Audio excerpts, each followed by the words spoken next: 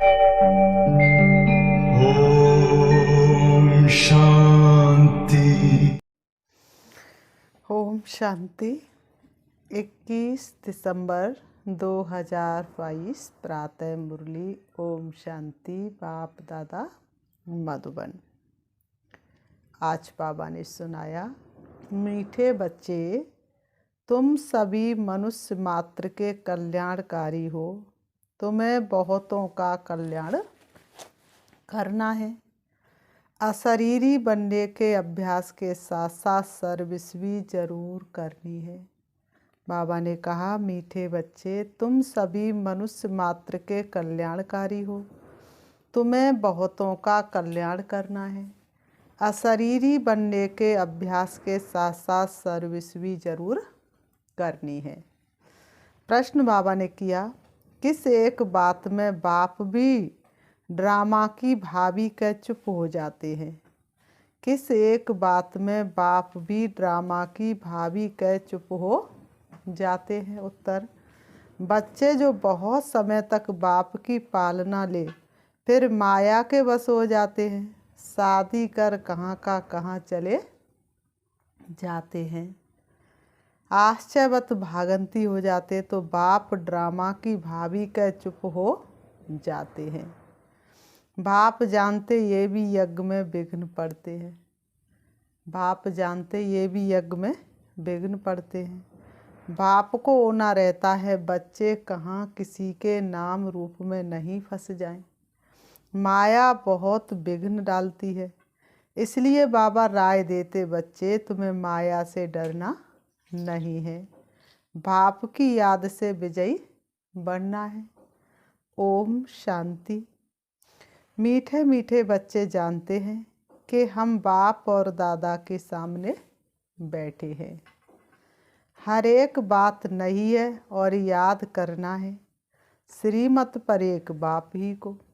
बाबा ने कहा, हर एक बात नहीं है और याद करना है श्रीमत पर एक ही बाप को। बाप श्रीमत देते हैं दादा के तन द्वारा। ब्रह्मलोक का रहने वाला आया है देने को ज्ञान, और जो था ब्रह्मा के तन में किसी किसी ने लिया पहचान। तो बाप किसके तन के द्वारा? ब्रह्मा बाबा के तन के द्वारा। घड़ी घड़ी बच्चों को सावधानी मिलती है कि मन मनाभव अर्थात बाप को याद करो, इस दादा को याद नहीं करना है। शिव बाबा को याद करना है, इस ब्रह्मा बाबा को याद नहीं करना है। दादा की आत्मा भी बाप को याद करती है, तो तुमको भी याद करना है। तुम आत्मा अशरीरी हो, मैं भी अशरीरी हूँ, सिर्फ तुमको इस तन द्वारा पढ़ा रहा हूँ। ये कोई सर्वशक्तिवान नहीं है। ब्रह्मा बाबा कोई सर्वशक्तिवान नहीं। सर्वशक्तिवान कौन है? शिव बाबा। सर्वशक्तिवान एक ही बाप है। भले तुम विश्व के मालिक बनते हो, परंतु तुमको सर्वशक्तिवान नहीं कहेंगे। सर्वशक्तिवान द्वारा तुम रावण पर जीत पाकर फिर से अपना राज्य पद लेते हो। बाप का फरमान है कि मुझे अपने बाप को याद करो। तुम झाड़ के आदि मध्य अंत का राज समझ गए हो। बाबा ने कहा, मनुष्य सृष्टि का जो झाड़ है, तुम उस झाड़ के आदि मध्य अंत के राज को समझ गए हो। अभी तुम कितने समझदार बने हो, अर्थात बुद्धि में नॉलेज है। इस नॉलेज से तुमको बहुत ऊंच पद मिलता है। नर से नारायण बनते हो। ये राजयोग की पढ़ाई है। बाबा ने कहा, कितनी ऊंची पढ़ाई है। नर से नारायण, नारी से लक्ष्मी, चरणों में जगह मांगी थी, हमें दिल में बसा लिया, ते एक नज़र के प्यासे नज़रों में बिठा लिया। हम तो राधे की चरणों की धूल मांगते थे, और भगवान ने आकर के हमें नर से नारायण और नारी से लक्ष्मी बनने की पढ़ाई पढ़ाई। ये राजयोग की पढ़ाई है। कल्प पहले भी तुमने ये पढ़ाई पढ़ी है। लक्ष्य सामने खड़ी है, फिर जो जितना पुरुषार्थ करे, पुरुषार्थ बहुत करना चाहिए और है भी बहुत सहज। अपने घर को जानना ये कोई मुश्किल नहीं है। हम आत्मा अशरीरी हैं, शांति धाम में रहते हैं। वहाँ मन की शांति याद नहीं कहेंगे। मन की शांति वास्तव में ये अक्षर कहना भी रोंग है। मन तो घोड़ा है, जब तक शरीर है आत्मा के साथ तो मन शांत हो नहीं सकता। कर्म तो करना ही है। अल्पकाल की शांति तो रात्र को नींद में होती है। आत्मा कर्मेंद्रियों से काम करते करते थक जाती है तो अशरीरी हो जाती है। आत्मा कहती मुझे नींद आती है, मैं थक गया हूँ, तो आत्मा अशरीरी हो जाती है। अभी बाप को याद करना है तो विक्रम विनाश होंगे। बाबा ने कहा भी तुम बाप को याद करोगे तो तुम्हारे विक्रम विनाश होंगे। सो जाने से कोई विक्रम विनाश नहीं होंगे। ये तो बाप को याद करने का पुरुषार्थ करना है, जो पुरुषार्थ बहुत ज़रूरी है। बाबा ने कहा ये पुरुषार्थ करना बहुत ज़रूरी है। घड़ी घड़ी बाप कहते मुझे याद करो। जितना जो सर्विस करेंगे अपनी ही प्रजा बनाएंगे। ढेर की ढेर प्रजा बनानी है, बहुतों का कल्याणकारी बनना है। तुम मनुष्य मात्र के कल्याणकारी हो। रावण राज्य में कोई भी किसका कल्याण नहीं करते। मनुष्य जब दान पुण्य करते हैं समझते हम अच्छा कर्म करते हैं। जैसे तुम कहते हो इस लड़ाई से वैकुंठ के द्वार खुलते हैं। राहें बदल रही थी और जल रही थी दुनिया, तो दुनिया में तो हाहाकार मचेगा, लेकिन तुमको पता है कि इससे स्वर्ग के द्वार खुलते हैं। तो बाबा ने कहा ये बहुत अच्छी लड़ाई है, तुम्हारे लिए ये लड़ाई कैसी है? कल्याणकारी है। तुम ब्राह्मण अभिज्ञानी तु आत्मा बने हो। जिनमें 5 विकार प्रवेश हैं वह देवता कैसे बन सकेंगे? नर से नारायण बनने के लिए अच्छी मेहनत चाहिए। नर से नारायण बनने के लिए अच्छी मेहनत चाहिए। बेहद का पुरुषार्थ करना है। ऐसा ऊंचा पद बाप के सिवाय कोई प्राप्त करा नहीं सकता, कोई राजयोग सिखला ना सके। तुम लक्ष्मी नारायण की जीवन कहानी को भी जानते हो। उन्होंने ये राज्य कैसे लिया, कहाँ से लिया, किसको जीता, तुम सबको समझाते हो। बाबा ने कहा लक्ष्मी नारायण ने ये राज्य कैसे लिया, किससे जीत पाई, ये किसी को पता ही नहीं। तो बाबा ने कहा तुम सबको समझाते हो कि अभी राजयोग सीखकर हम लक्ष्मी नारायण जैसा बन रहे हैं। योग के मार्ग पर हम बुलाते तुम्हें, आओ बहनों बनो राजयोगी, आओ भाई बनो राजयोगी। स्वयं भगवान नर से नारायण बनने की पढ़ाई पढ़ाते हैं, तो तुम बच्चों को बहुत नशा होना चाहिए। बाप ने समझाया ये ब्राह्मण धर्म परम पिता परमात्मा ही स्थापन करते हैं। अब ब्राह्मण धर्म कहाँ होता है? क्या सतयुग में? नहीं, जरूर यहाँ होगा। प्रजापिता भी यहाँ ठहरा। बाप ने ब्राह्मण धर्म स्थापन किया और ब्रह्मा मुख वंशावली रची। खुद कहते मैं बहुत जन्मों के अंत के साधारण मनुष्य तन में प्रवेश करता हूँ। से बाबा खुद कहते मैं बहुत जन्मों के अंत में साधारण मनुष्य तन में प्रवेश करता हूँ। इसलिए कोटों में कोई और कोई में भी कोई ही पहचानता है। वह अपने जन्मों को नहीं जानते। कहते ब्रह्मा को यहाँ क्यों रखा है? अरे प्रजापिता तो यहाँ होना चाहिए। समझते हैं सूक्ष्म वतनवासी देवता यहाँ कैसे हो सकता है? प्रजापिता ब्रह्मा के 84 जन्मों का राज बाप बैठ समझाते हैं।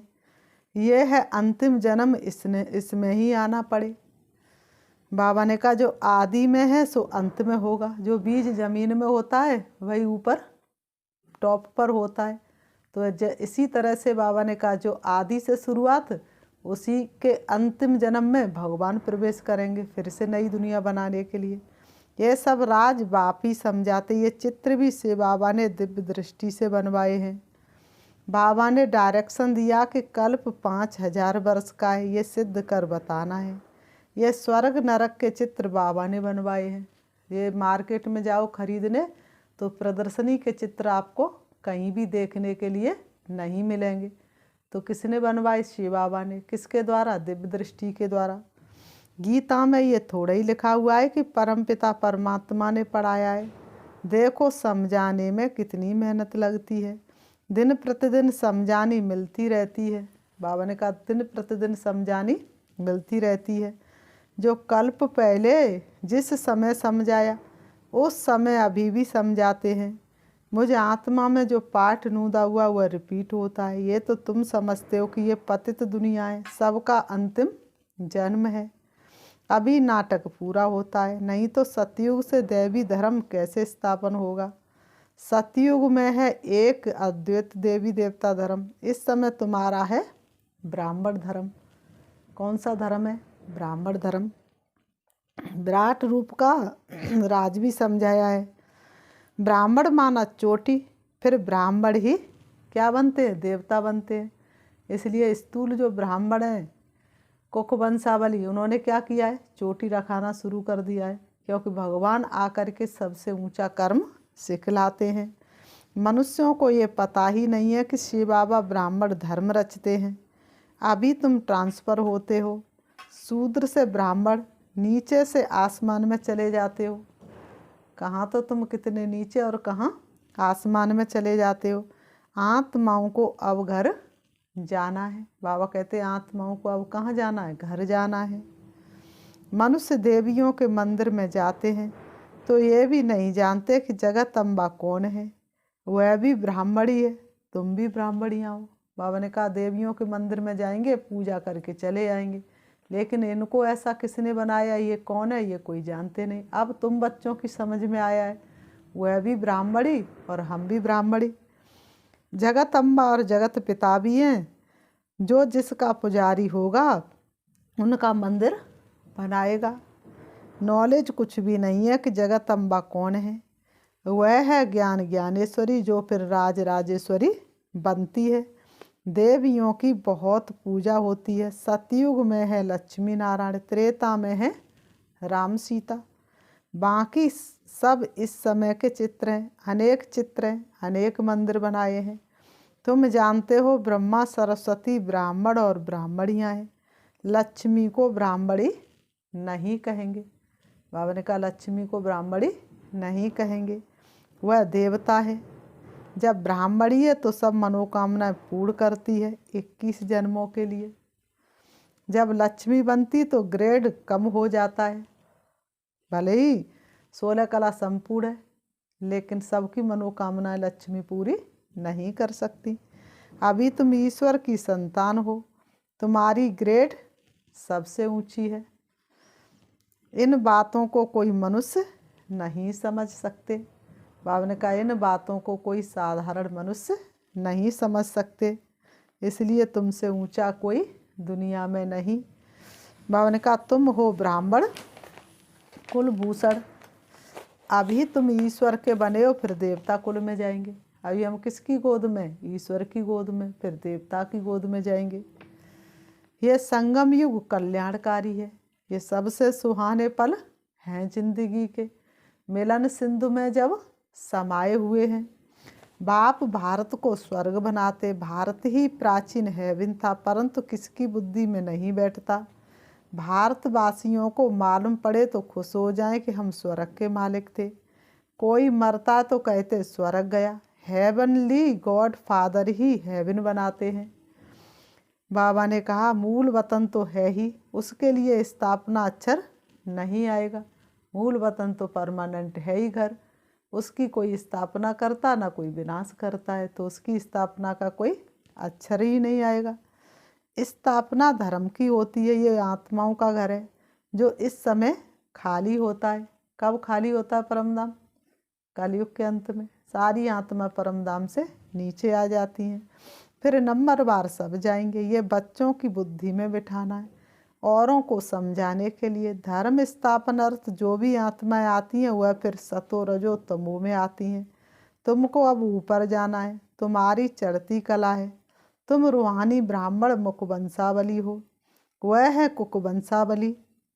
जिस्मानी ब्राह्मण वह जिस्मानी तीर्थ कराते हैं, कथा सुनाते हैं। जिस्मानी ब्राह्मण क्या करते हैं? जिस्मानी तीर्थ कराते, कथा सुनाते हैं। तुम ब्राह्मण सृष्टि के आदि मध्य अंत का राज समझाने वाले हो। जिस्मानी ब्राह्मण भी यहाँ आते हैं। उन्हों को जब मालूम पड़ता है कि सच्चे ब्राह्मण बरोबर ये हैं, तब समझते हैं हम बरोबर झूठी कथा सुनाते हैं। जब उनकी बुद्धि में ज्ञान बैठ जाता तब वो समझते हैं कि वास्तव में हम तो झूठी कथाएं सुनाते थे। उन्हों के कच्च में है कुरम और तुम्हारी बुद्धि में है नॉलेज। उनके कच्छ में क्या है? कुरम। और तुम्हारी बुद्धि में क्या है? नॉलेज। वह शास्त्र पढ़कर सुनाते और तुम्हारी बुद्धि में नॉलेज है, जैसे बाबा की बुद्धि में है। बाबा सत्य चित्त आनंद स्वरूप बीज रूप है और है भी निराकार।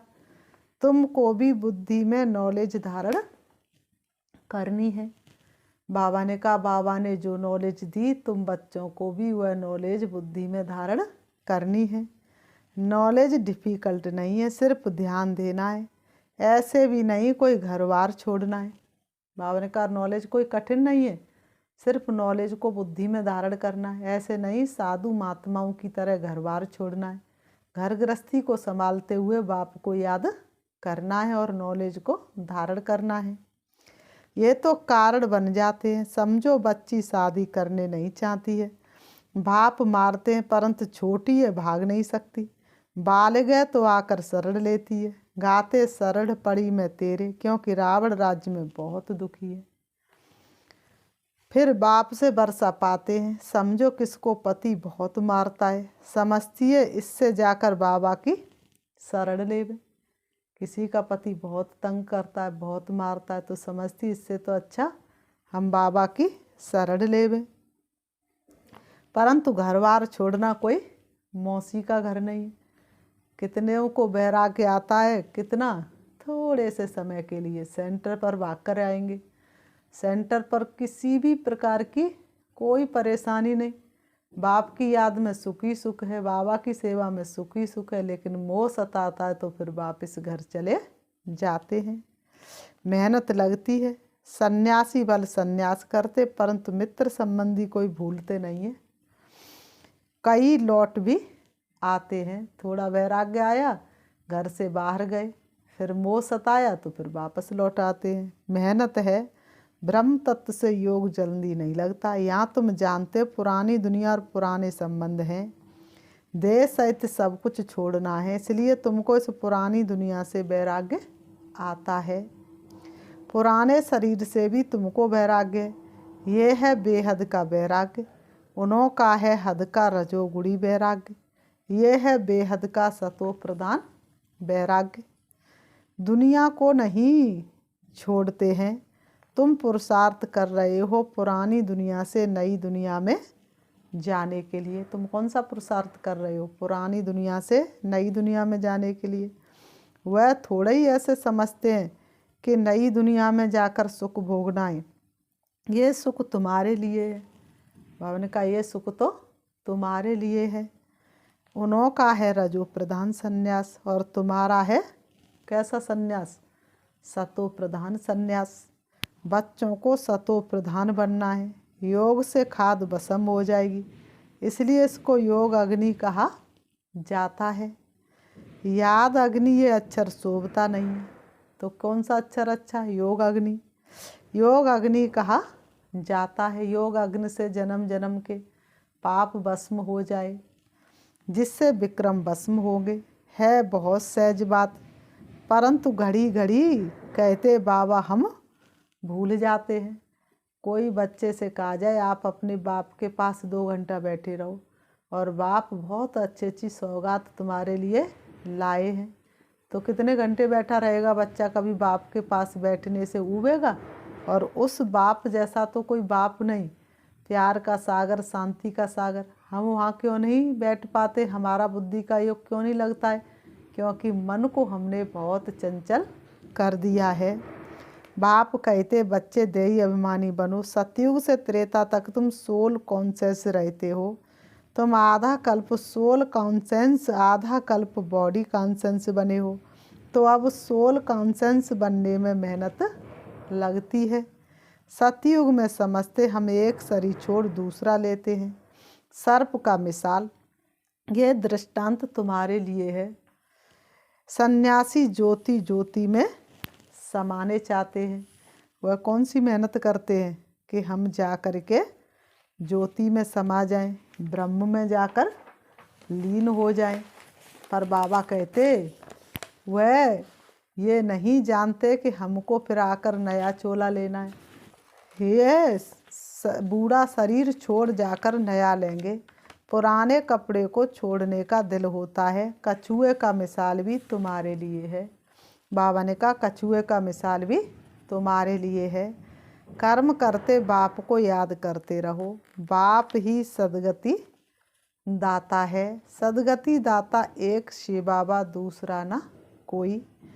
तुम सब आत्माएं शिव बाबा के बच्चे, फिर प्रजापिता ब्रह्मा की भी संतान हो। पहले है ब्राह्मण, फिर झाड़ वृद्धि को पाता है। ये वैरायटी धर्मों का झाड़ है।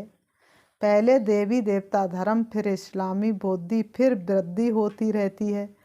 टाल टालियाँ निकलती रहती हैं, जब नए निकलते तो उनकी महिमा होती है, पीछे ताकत कम होती जाती है।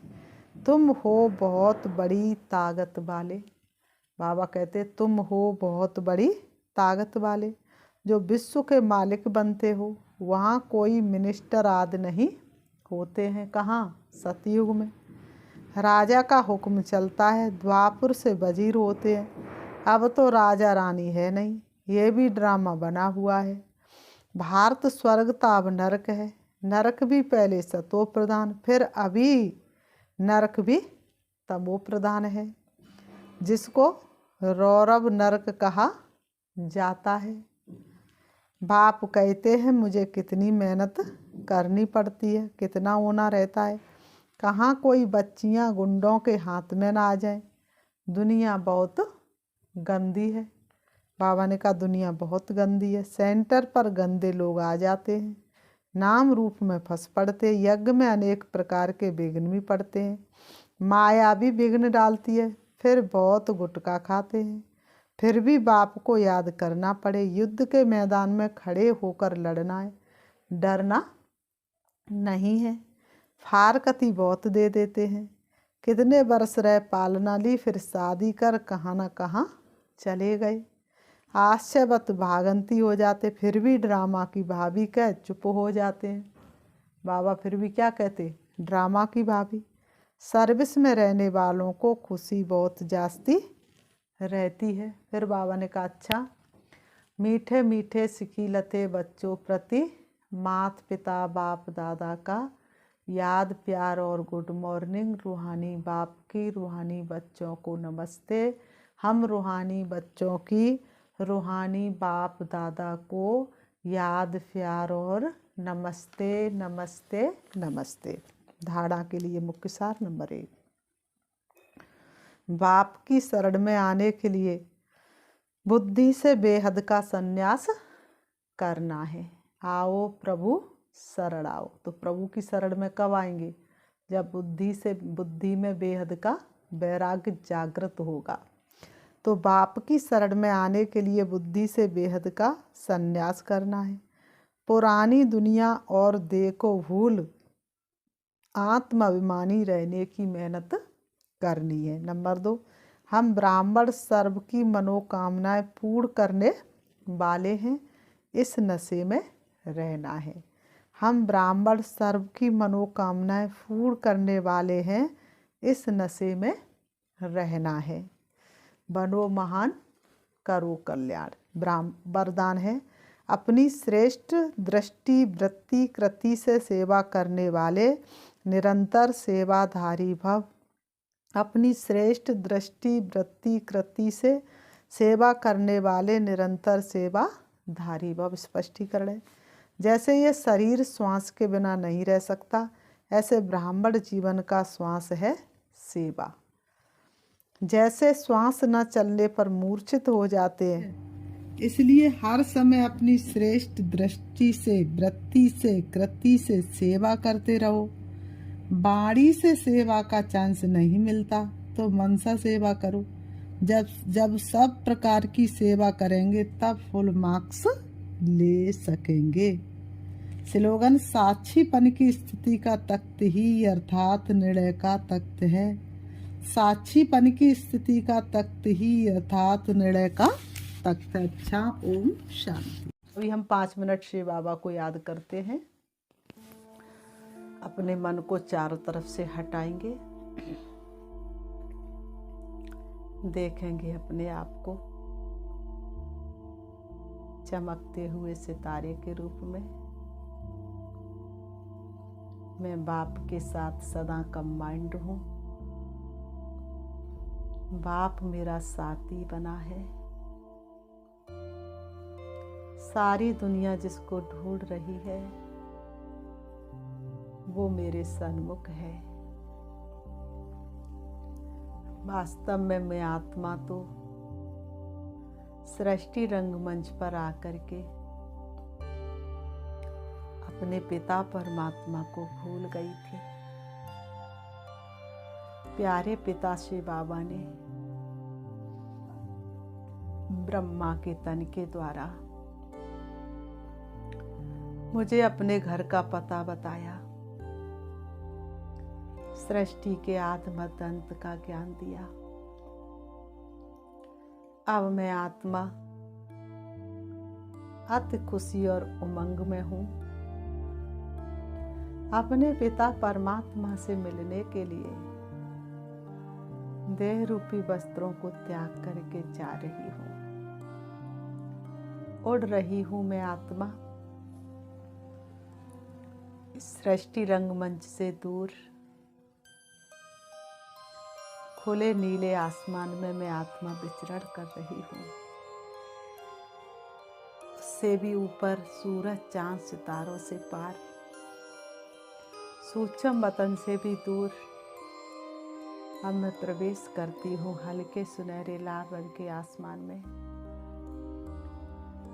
सितारों की दुनिया में, जहाँ सभी आत्माएं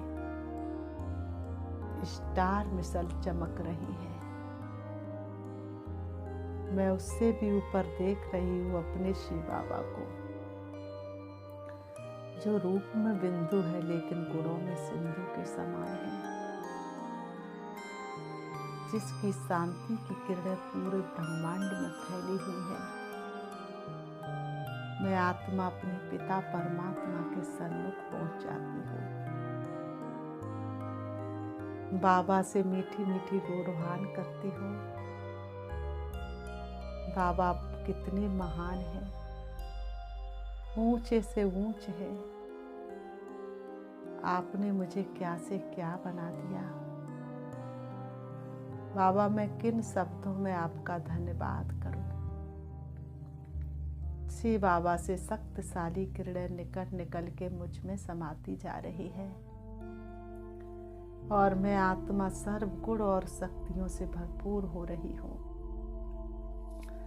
श्री बाबा से शक्ति लेकर मैं आत्मा परम धाम से नीचे, सूक्ष्म वतन से भी नीचे, तारागढ़ से भी नीचे, चंद्रमा से भी नीचे, सूरज से भी नीचे आ जाती हूँ। सृष्टि रंगमंच पर आकर के दोनों ब्रह्मों के बीच भ्रकुटी में विराजमान हो जाती हूँ। ओम शांति, ओम शांति।